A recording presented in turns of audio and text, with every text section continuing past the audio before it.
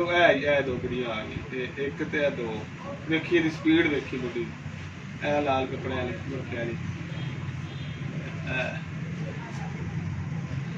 ਵੇਖੀ ਜਾਂਦੀ ਸਪੀਡ ਇਹ ਇੱਧਰ ਵੀ ਹੱਥ ਚੱਲਿਆ ਜੀ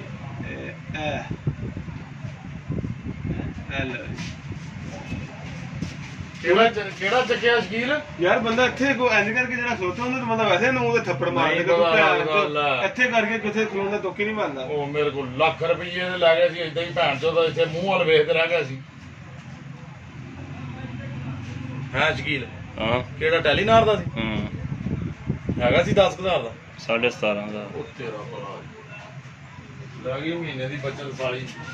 ਗਈਆਂ ਕਿੱਧਰ ਨੂੰ ਇਹ ਮੈਂ ਤੈਨੂੰ ਕਹੀਆਂ ਜੀ ਸਾਂ ਬੰਦੇ ਕੋ ਸੌਫਟਵੇਅਰ ਹੋਣਾ ਚਾਹੀਦਾ ਕਿ ਭੈਣ ਦੀ ਤਸਵੀਰ ਵੇਖੋ ਤੁਸੀਂ ਤਾਂ ਆ ਬਾਹਰ ਜਿਹੜਾ ਬਾਹਰ ਬਾਹਰ ਵੇਖ ਤੂੰ ਅੱਖ ਨੂੰ ਚਮਕਣ ਦਿੱਤੀ ਭੈਣ ਨੂੰ ਆਹੋ ਸਪੀਡ ਚੈੱਕ ਕਰ ਮੈਂ ਹੀ ਕਹਿ ਰਿਹਾ ਇੱਧਰ ਨੂੰ ਏ